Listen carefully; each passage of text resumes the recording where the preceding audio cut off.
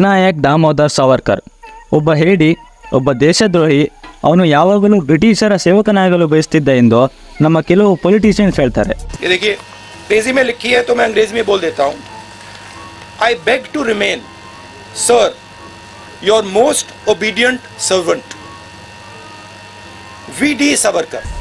ಇನ್ನು ಕೆಲವರ ಪ್ರಕಾರ ಸಾವರ್ಕರ್ ಒಬ್ಬ ದೇವರು. ये वीर सावरकर के ही संस्कार है जो राष्ट्रवाद को हमने राष्ट्र निर्माण के मूल में रखा. ವಾಸ್ತವವಾಗಿ ನಾವು ನೋಡ್ತಾ ಹೋಗೋದಾದ್ರೆ ಇಂದಿರಾ ಗಾಂಧಿ ಒಂದು ಪತ್ರದಲ್ಲಿ ವೀರ ಸಾವರ್ಕರ್ ಒಬ್ಬ ಭಾರತದ ಅದ್ಭುತ ಮಗ ಎಂದು ಬರೆದಿದ್ದಾರೆ. ಹಾಗಾದ್ರೆ ವೀರ ಸಾವರ್ಕರ್ ಒಬ್ಬ ಧೈರ್ಯಶಾಲಿನ, ಇಲ್ಲ ಒಬ್ಬ ಹೇಡಿನ, ಇಲ್ಲ ಬ್ರಿಟಿಷ್ ಗುಲಾಮನಾಗಿದ್ರಾ? ಒಬ್ಬ ಶೂರನಾಗಿದ್ರೆ ಯಾಕೆ ಎಲ್ಲೂ ಕೂಡ ಅದನ್ನು ಹೇಳ್ತಾ ಇಲ್ಲ?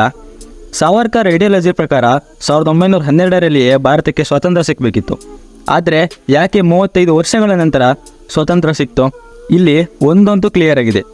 ಸ್ವಾತಂತ್ರ್ಯ ಸಿಕ್ಕಿ ಇಷ್ಟು ವರ್ಷಗಳಾದರೂ ಕೂಡ 99% ಜನರಿಗೆ ವೀರ್ ಸಾವರ್ಕರ್ ಬಗ್ಗೆ ತಿಳಿದಿಲ್ಲ. ಹಾಗಾದರೆ ಬನ್ನಿ ಈ ವಿಡಿಯೋದಲ್ಲಿ ಸಾವರ್ಕರ್ ಬಗ್ಗೆ ತಿಳಿತಾ ಹೋಗೋಣ. सावरकर माने तेज, सावरकर माने त्याग, सावरकर माने तप, सावरकर माने तत्, सावरकर माने तर्क, सावरकर माने तारुण्य, सावरकर माने तिलमिलाहट, सागरा प्राण तळमळला. ವಿನಾಯಕ್ ದಾಮೋದರ್ ಸಾವರ್ಕರ್ ಒಬ್ಬ ಕ್ರಾಂತಿಕಾರಿ. ಭಾರತದ ಸ್ವಾತಂತ್ರ್ಯಕ್ಕೋಸ್ಕರ ಸ್ವಾತಂತ್ರ್ಯ ಸಿಕ್ಕ 31 ವರ್ಷಗಳ ಹಿಂದೆಯೇ, ಅಂದರೆ 1899ರಲ್ಲಿಯೇ ಸ್ವಾತಂತ್ರ್ಯಕ್ಕೋಸ್ಕರ ಪರಿತಪಿಸ್ತಿರ್ತಾರೆ. ಸಾವರ್ಕರ್ ಮಜನಿ ಐಡಿಯಾಲಜಿಯಿಂದ ಇನ್ಸ್ಪೈರ್ ಆಗಿರ್ತಾರೆ. ಅದರಿಂದಾಗಿಯೇ 1904ರಲ್ಲಿ ದೇಶದ ಯುವಕರನ್ನೆಲ್ಲರನ್ನೂ ಸೇರಿಸಿ ಮಹಾರಾಷ್ಟ್ರದಲ್ಲಿ ಅಭಿನವ್ ಭಾರತ್ ಎಂಬ ಗ್ರೂಪನ್ನು ಹುಟ್ಟುಹಾಕ್ತಾರೆ.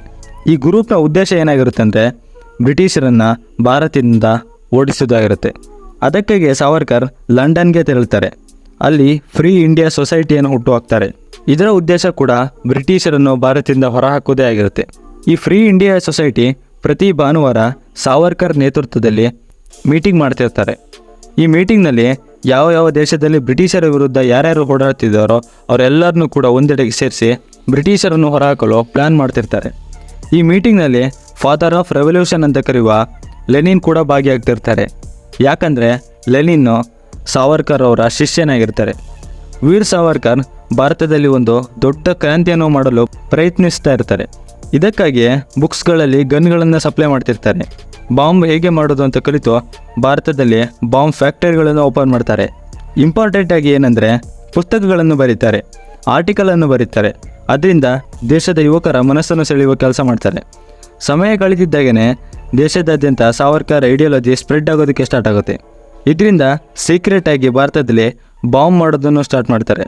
ತುಂಬ ಭಾರತೀಯರು ಸಾವರ್ಕರಿಂದ ಇನ್ಸ್ಪೈರ್ ಆಗಿ ಕ್ರಾಂತಿಕಾರಿಗಳಾಗಿ ಬದಲಾಗ್ತಾರೆ. ಬ್ರಿಟಿಷರ ಮೇಲೆ ಅಟ್ಯಾಕ್ ಮಾಡಲು ಪ್ರಾರಂಭಿಸ್ತಾರೆ. ಎಕ್ಸಾಂಪಲು 1908ರಲ್ಲಿ ಖುದಿರಾಮ್ ಬೋಸ್ ಬ್ರಿಟಿಷ್ ಜಡ್ಜ ಮೇಲೆ ಅಟ್ಯಾಕ್ ಮಾಡ್ತಾರೆ. 1909ರಲ್ಲಿ ಮದನ್ ಲಾಲ್ ಧಿಂಗ್ರಾ ಪ್ಯಾರಿಸ್ ಸೆಕ್ರೆಟರಿಯನ್ನು ಕೊಲ್ತಾರೆ. 1910ರಲ್ಲಿ ಕಾನ್ಹಾರಿ, 1931ರಲ್ಲಿ ಭಗತ್ ಸಿಂಗ್, 1940ರಲ್ಲಿ ಉಧಮ್ ಸಿಂಗ್. ಕೇವಲ ಒಬ್ಬನ ಸಿದ್ಧಾಂತದಿಂದಾಗಿ ಭಾರತೀಯರು ಬ್ರಿಟಿಷರ ವಿರುದ್ಧ ಬಂದೂಕನ್ನು ಹಿಡಿಯಲು ಪ್ರಾರಂಭಿಸ್ತಾರೆ. ಆನಂತರ ಬ್ರಿಟಿಷ್ ಸರ್ಕಾರದಲ್ಲಿ ಕೆಲಸ ಮಾಡ್ತಿದ್ದವರನ್ನು ಮತ್ತು ಬ್ರಿಟಿಷ್ ಸೈನ್ಯದಲ್ಲಿ ಕೆಲಸ ಮಾಡ್ತಿದ್ದವರನ್ನು ಒಂದುಗೂಡಿಸುವ ಕೆಲಸವನ್ನು ಮಾಡ್ತಾರೆ. ಅದಕ್ಕಾಗಿ ಹಲವಾರು ಪುಸ್ತಕಗಳನ್ನು ಕೂಡ ಬರೀತಾರೆ. ಅದನ್ನು ಪಂಜಾಬಿ ಭಾಷೆಗಳಿಗೆ ಟ್ರಾನ್ಸ್ಲೇಟ್ ಮಾಡ್ತಾರೆ. ಯಾಕಂದರೆ ಆಗಿನ ಸಮಯದಲ್ಲಿ ಸೈನ್ಯದಲ್ಲಿ ಸಿಖ್ಖರ ಸಂಖ್ಯೆ ಹೆಚ್ಚಿರುತ್ತೆ. ಸಾವರ್ಕರ್ ಸಿದ್ಧಾಂತ ಬರೀ ಭಾರತ ಅಷ್ಟೇ ಅಲ್ಲದೆ ಜಗತ್ತಿನ ಬೇರೆ ಬೇರೆ ದೇಶಗಳಿಗೆ ಸ್ಪ್ರೆಡ್ ಆಗುತ್ತೆ. ಇದೇ ಕಾರಣಕ್ಕೆ ಅಭಿನವ್ ಭಾರತ್ ಬ್ರಾಂಚಸ್ನ ಇಂಗ್ಲೆಂಡ್, ಫ್ರಾನ್ಸ್, ಜರ್ಮನಿ, ಅಮೇರಿಕಾದಲ್ಲಿ ಪ್ರಾರಂಭಿಸ್ತಾರೆ. ಇದರ ಮೆಂಬರ್ಸ್ಗಳು ರಷ್ಯಾ, ಐರ್ಲ್ಯಾಂಡ್, ಈಜಿಪ್ಟ್ ಮತ್ತು ಚೈನಾದಲ್ಲಿ ಹಬ್ಬಿಕೊಳ್ಳುತ್ತೆ. ಸಾವರ್ಕರ್ ಅವರಿಗೆ ಗೊತ್ತಿರುತ್ತೆ ಬೇರೆ ದೇಶಗಳು ನಮಗೆ ಸಪೋರ್ಟ್ ಮಾಡೋದ್ರಿಂದ ಬ್ರಿಟಿಷರ ವಿರುದ್ಧ ಹೋರಾಡೋದು ಸುಲಭವಾಗುತ್ತೆ ಅಂತ. 1940ರಲ್ಲಿ ಸಾವರ್ಕರ್ ಸುಭಾಷ್ ಚಂದ್ರ ಬೋಸ್ನ ಭೇಟಿಯಾದಾಗ ಬ್ರಿಟಿಷರನ್ನು ಓಡಿಸಲು ಬ್ರಿಟಿಷರ ವಿರುದ್ಧ ಇರುವ ದೇಶಗಳನ್ನು ಸಹಾಯ ತೆಗೆದುಕೊಳ್ಬೇಕು ಅಂತ ಹೇಳ್ತಾರೆ. ಇದೇ ಕಾರಣಕ್ಕೆ ಬ್ರಿಟಿಷರು ಸಾವರ್ಕರ್ ಅವ್ರನ್ನ ಡೇಂಜರಸ್ ಸಾವರ್ಕರ್ ಅಂತ ಕರೀತಾರೆ. ಇದರಿಂದ ಸಾವರ್ಕರ್ ಲಂಡನ್ನಿಂದ ಪ್ಯಾರಿಸ್ಗೆ ಶಿಫ್ಟ್ ಆಗ್ತಾರೆ. ಯಾವಾಗ ಸಾವರ್ಕರ್ ಎಲ್ಲಿ ಹುಡುಕಿದ್ರು ಸಿಕ್ಕದಿದ್ದಾಗ ಕ್ರಾಂತಿಕಾರಿಗಳೊಂದು ಯಾರೆಲ್ಲ ಗುರುತಿಸಿಕೊಂಡಿರ್ತಾರೋ ಅವರೆಲ್ಲರನ್ನೂ ಕೂಡ ಕರ್ಕೊಬಂದು ಟಾರ್ಚರ್ ಮಾಡೋದಕ್ಕೆ ಸ್ಟಾರ್ಟ್ ಮಾಡ್ತಾರೆ. ತಮ್ಮ ಜೊತೆಗಿದ್ದವರಿಗೆ ಟಾರ್ಚರ್ ಮಾಡ್ತಿದ್ದಾರೆ ಅಂತ ಗೊತ್ತಾದ ತಕ್ಷಣ ಸಾವರ್ಕರ್ ಲಂಡನ್ಗೆ ಬಂದು ಸರೆಂಡರ್ ಆಗ್ತಾರೆ. ಸಾವರ್ಕರ್ ನಿಜವಾಗಿಯೂ ಹೇಡಿಯಾಗಿದ್ದರೆ ಬಂದು ಸರೆಂಡರ್ ಆಗ್ತಿದ್ರಾ? ಬ್ರಿಟಿಷರಿಗೆ ಒಂದು ಹೆದರಿಕೆ ಶುರುವಾಗಿರುತ್ತೆ. ಯಾಕಂದರೆ ಸಾವರ್ಕರ್ ಸಿದ್ಧಾಂತದಿಂದಾಗಿ ಬ್ರಿಟಿಷರ ಮೇಲೆ ಅಟ್ಯಾಕ್ಗಳು ಸ್ಟಾರ್ಟ್ ಆಗಿರುತ್ತೆ. ಬೇರೆ ದೇಶಗಳೊಂದಿಗೆ ಸೇರಿ ಬ್ರಿಟಿಷರ ವಿರುದ್ಧ ಸಿಡಿದೇಳಲು ಪ್ರಾರಂಭಿಸುತ್ತಾರೆ. ಬ್ರಿಟಿಷರ ಸೇನೆಯಲ್ಲಿ ಭಾರತೀಯರ ಸೈನಿಕರ ಪ್ರಾಬಲ್ಯ ಹೆಚ್ಚಿರುತ್ತೆ. ಇದೆಲ್ಲವೂ ಕೂಡ ಒಬ್ಬ ಮನುಷ್ಯನ ಐಡಿಯಾಲಜಿಯಿಂದ ಆಗಿತ್ತು. ಬ್ರಿಟಿಷರು ಸಾವರ್ಕರ್ಗೆ ಎಷ್ಟು ಹೆದರುತ್ತಿದ್ದು ಅಂದರೆ ಸಾವರ್ಕರ್ನ ಕಾಮನ್ ಮರ್ಡರರ್ ಮತ್ತು ಡೇಂಜರಸ್ ಅಂತ ಕರೀತಿದ್ರು. ಹಾಗಾದರೆ ಯಾಕೆ ಸಾವರ್ಕರ್ ಆ ಲೆಟರ್ನಲ್ಲಿ ನಾನು ನಿಮ್ಮ ಗುಲಾಮನಾಗಿರ್ತೀನಿ ಅಂತ ಹೇಳಿರ್ತಾರೆ? ನಿಜವಾಗಿಯೂ ಸಾವರ್ಕರ್ ಬ್ರಿಟಿಷರಿಗೆ ಹೆದರಿದ್ರ? ಆ ಲೆಟರ್ ಹಿಂದಿರೋ ರೀಸನ್ ಏನು ಅಂತ ನಾವು ನೋಡೋದಾದರೆ 14 ನವೆಂಬರ್ 1913ರಲ್ಲಿ ಸಾವರ್ಕರ್ ಹೋಮ್ ಸೆಕ್ರೆಟರಿ ರೆಜಿನಾಲ್ಡ್ ಕ್ಯಾರಡೋಕ್ಕೆ ಈ ಲೆಟರ್ನ ಬರೀತಾರೆ. ಆ ಲೆಟರ್ನಲ್ಲಿ ನಾನು ನಿಮ್ಮ ಗುಲಾಮನಾಗಿ ಇರಲು ರೆಡಿ ಇರ್ತೀನಿ ಅಂತ ಬರೆದಿರ್ತಾರೆ. ನಾವು ಇಲ್ಲಿ ಯಾವುದೇ ಸಂದರ್ಭವನ್ನು ಅರ್ಥ ಮಾಡ್ಕೊಳ್ತಾ ಇದ್ದಾಗ ಸಾವರ್ಕರ್ ಬ್ರಿಟಿಷರ ಗುಲಾಮನಾಗಿಯೇ ಕಾಣಿಸ್ತಾರೆ.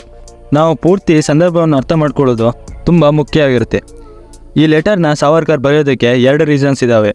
1919ರಿಂದ 22ರವರೆಗೆ ಭಾರತದಲ್ಲಿ ಖಿಲಾಫತ್ ಮೂವ್ಮೆಂಟ್ ನಡೀತಿರುತ್ತೆ. ಈ ಸಮಯದಲ್ಲಿ ಈ 3 ಜನರಿಗೆ ಟರ್ಕಿ ಮತ್ತು ಅಫ್ಘಾನಿಂದ ಒಂದು ಸಂದೇಶ ಹೋಗುತ್ತೆ. ಇದರಲ್ಲಿ ಹೇಳಿರ್ತಾರೆ, ನೀವು ಭಾರತಕ್ಕೆ ಬನ್ನಿ, ಬ್ರಿಟಿಷರನ್ನು ಓಡಿಸಿ ಭಾರತವನ್ನು ಒಂದು ಇಸ್ಲಾಮಿಕ್ ರಾಷ್ಟ್ರವನ್ನಾಗಿ ಮಾಡಿ ಎಂದು. ಸಾವರ್ಕರ್ ಅವರಿಗೆ ಭಾರತದಲ್ಲಿ ಮೊಘಲರ ಆಡಳಿತವನ್ನು ನೋಡಿದ್ರಿಂದ ಭಾರತದಲ್ಲಿ ಇಸ್ಲಾಮಿಕ್ ರೂಲ್ಗಿಂತ ಬ್ರಿಟಿಷರ ಆಡಳಿತ ಒಳ್ಳೆಯದಂತ ಗೊತ್ತಿರುತ್ತೆ. ಇನ್ನೊಂದು ವಿಷಯ ಏನಂದರೆ, ಆ ಸಮಯದಲ್ಲಿ ಬ್ರಿಟಿಷ್ ಸೇನೆಯಲ್ಲಿ ಮುಸ್ಲಿಮರ ಸಂಖ್ಯೆ ಕೂಡ ಹೆಚ್ಚಿರುತ್ತೆ. ಇಸ್ಲಾಂ ರೂಲ್ ಬಂದರೆ ಅವರೆಲ್ಲರೂ ಕೂಡ ಅದಕ್ಕೆ ಸಪೋರ್ಟ್ ಮಾಡ್ತಾರೆ ಎಂಬ ಉದ್ದೇಶದಿಂದಲೇ ಅವರು ಆ ಲೆಟರ್ನ ನಾನು ನಿಮ್ಮ ಅಧಿಕಾರದ ವ್ಯಾಪ್ತಿಯಲ್ಲಿ ಕೆಲಸ ಮಾಡ್ತೀನಿ ಅಂತ ಹೇಳ್ತಾರೆ. ಸಾವರ್ಕರ್ ಆ ಲೆಟರ್ನಲ್ಲಿ ಇನ್ನೊಂದು ವಿಷಯನೂ ಕೂಡ ಮೆನ್ಷನ್ ಮಾಡ್ತಾರೆ. ಹಿಂದೂಗಳನ್ನು ತಮ್ಮ ಮಿಲಿಟರಿಯಲ್ಲಿ ಸೇರಿಸ್ಕೊಳ್ಳಲು ಹೇಳ್ತಾರೆ. ಭಾರತ ಮತ್ತು ಪಾಕಿಸ್ತಾನ ಡಿವೈಡ್ ಆದಾಗ ಪಾಕಿಸ್ತಾನ ಭಾರತದ ಮೇಲೆ ಅಟ್ಯಾಕ್ ಮಾಡಿದಾಗ ಆಗ ಬ್ರಿಟಿಷ್ ಸೇನೆಗೆ ಸೇರಿದ್ದಂಥ ಹಿಂದೂಗಳೆಲ್ಲರೂ ಸೇರಿ ಭಾರತವನ್ನು ಕಾಪಾಡ್ತಾರೆ ಮತ್ತು ಆಗ ಗೆಲ್ತಾರೆ. ಸಾವರ್ಕರ್ ಇನ್ನೊಂದು ಸ್ಟ್ರಾಟಜಿ ಏನಂದರೆ ಅಭಿನವ್ ಭಾರತ್ ಮೂವ್ಮೆಂಟ್. ಇದನ್ನು 1904ರಲ್ಲಿ ಪ್ರಾರಂಭ ಮಾಡ್ತಾರೆ. ಇದರ ಪೂರ್ತಿ ಹೊಣೆಗಾರಿಕೆಯನ್ನು ಸಾವರ್ಕರ್ ಹೊಂದಿದ್ರಿಂದ ಜೈಲಿನಿಂದ ಹೊರಬರೋದು ತುಂಬ ಮುಖ್ಯ ಆಗಿರುತ್ತೆ. ಅದಕ್ಕಾಗಿ ಆ ಲೆಟರ್ನ ಬ್ರಿಟಿಷರಿಗೆ ಬರೀತಾರೆ. ಸಾವರ್ಕರ್ಗೆ ಭಾರತಕ್ಕೆ ಸ್ವತಂತ್ರ ತರುವ ಕನಸನ್ನು ಹೊಂದಿದ್ರು. ಸ್ವತಂತ್ರಕ್ಕೋಸ್ಕರ ಸಾವರ್ಕರ್ ಎಷ್ಟನ್ನ ಮಾಡಿದರೂ ಕೂಡ ಯಾಕೆ ಎಲ್ಲೂ ಕೂಡ ಅದನ್ನು ತಿಳಿಸ್ತಾ ಇಲ್ಲ? ಕೇವಲ ಅಹಿಂಸಾ ಮಾರ್ಗವಾಗಿ ನಮಗೆ ಸ್ವತಂತ್ರ ಸಿಗ್ತಾ? ಯಾಕೆ ನಮಗೆ ತಪ್ಪಾದ ಇತಿಹಾಸ ತಿಳಿತಾ ಇದ್ದೀವಿ? ಸಾವರ್ಕರ್ ಇಷ್ಟು ವೀರನಾಗಿದ್ದರು, ಯಾಕೆ ಅದು ನಮಗೆ ತಿಳಿತಾ ಇಲ್ಲ? ಇದಕ್ಕೆ ದೊಡ್ಡ ರೀಸನ್ ಅಂದರೆ ಮೌಲಾನಾ ಆಜಾದ್. ನಾನು ಮುಂಚೆನೇ ಹೇಳಿದಾಗೆ ಭಾರತದಲ್ಲಿ ಖಿಲಾಫತ್ ಮೂವ್ಮೆಂಟ್ ನಡೀತಾ ಇದ್ದಾಗ ಮೌಲಾನಾ ಆಜಾದ್ ಆಟೋಮನ್ ಕ್ಯಾಲಿಫೇಟ್ನ ಭಾರತಕ್ಕೆ ತರಲು ಪ್ರಯತ್ನಿಸ್ತಾ ಇರ್ತಾರೆ. ಆದರೆ ಸಾವರ್ಕರ್ ಅದನ್ನು ಫೇಲ್ ಮಾಡ್ತಾರೆ. ಇನ್ನೊಂದು ವಿಷಯ ಏನಂದರೆ, ಮೌಲಾನಾ ಆಜಾದ್ ನಮ್ಮ ದೇಶದ ಮೊದಲ ಎಜುಕೇಷನ್ ಮಿನಿಸ್ಟರ್. ಈಗ ಯೋಚನೆ ಮಾಡಿ, ನಿಜವಾಗಲೂ ಸಾವರ್ಕರ್ ರಿಯಲ್ ಹಿಸ್ಟರಿ ನಾವು ತಿಳಿಬೋದಾ? ಇದೇ ರೀಸನ್ನಿಂದ ವೀರ್ ಸಾವರ್ಕರ್ ಬಗ್ಗೆ ನಮಗೆ ಎಲ್ಲೂ ಕೂಡ ತಿಳಿತಾ ಇಲ್ಲ. ಭಾರತಕ್ಕೆ ಸ್ವತಂತ್ರ ಕೇವಲ ಅಹಿಂಸಾ ಮಾರ್ಗವಾಗಿಯೇ ಸಿಗ್ತಾ? ಸತ್ಯಾಗ್ರಹದಿಂದ ಸಿಗ್ತಾ? ಇಂಡಿಯಾನ ಆಳಿದ ಫಾರ್ಮರ್ ಬ್ರಿಟಿಷ್ ಪ್ರೈಮ್ ಮಿನಿಸ್ಟರ್ ಹೇಳ್ತಾರೆ, ಭಾರತ ಸ್ವತಂತ್ರದಲ್ಲಿ ಸಾವರ್ಕರ್, ನೇತಾಜಿ, ಭಗತ್ ಸಿಂಗ್ರ ಕೈ ದೊಡ್ಡದಾಗಿ ಕೆಲಸ ಮಾಡಿದೆ ಎಂದು ಹೇಳ್ತಾರೆ. ಇದೆಲ್ಲ ಕೇಳಿದ ಮೇಲೆ ನನಗೆ ಬಂದಿರೋ ಪ್ರಶ್ನೆ ಏನಂದರೆ, ಯಾಕೆ ಕೇವಲ ನಮಗೆ ಒಂದು ಸೈಡ್ ಸ್ಟೋರಿ ಮಾತ್ರ ಹೇಳ್ತಿದ್ದಾರೆ?